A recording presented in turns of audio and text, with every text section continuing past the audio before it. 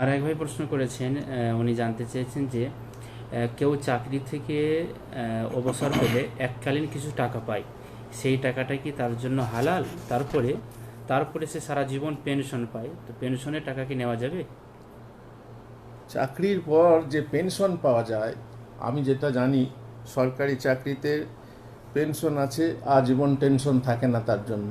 তার মানে যে তুমি আমার সেবা করলে, স্কুলের বা ছাত্রদের সেবা করলে বা সরকারের সেবা করলে, তার জন্য তোমাকে বেতন দিয়েছি মাসের মাস।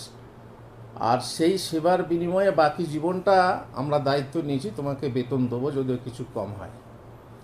আর তাতে সুদের কোনো ব্যাপার থাকে না। বেতন যেটা দেওয়া হয় তাতে সুদের ব্যাপার থাকে না। আজীবন সে বেতন পেয়ে যায়, যেটা বিনা কাজে বেতন পায় সেটাকে পেনশন বলে।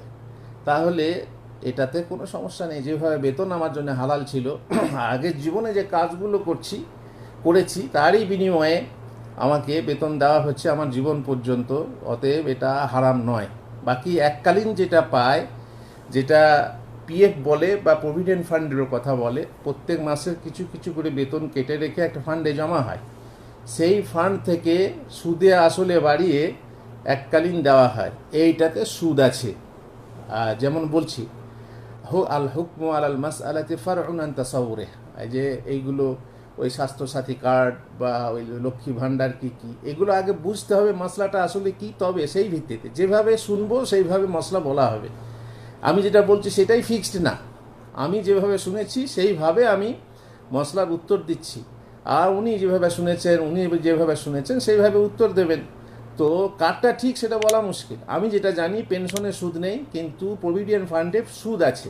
সেটাকে সুদে আসলে বাড়িয়ে এককালীন বহু টাকা দেওয়া হয়। তো সেটা যারা চাকরিজীবী তাদের উচিত হচ্ছে তাদের জানা যে কতটা সুদ হলো এতে। আমার বেতন থেকে কত টাকা করে কেটে রাখা হতো, যেটা কেটে রাখা হতো সেটা তার জন্য হালাল। বাকি বাড়তি যে সুদের অংশটা হয়েছে তুলে নিয়ে সেই সুদের অংশটা, যেমন ব্যাংকের সুদ নিঃস্বদের মাঝে, তারপরে কোনো কাজে সওয়াবের নিয়ত ছাড়া বিলিয়ে দেওয়া হয়, ঠিক সেই রকম করবে। আশা করি বুঝতে পারা গেছে।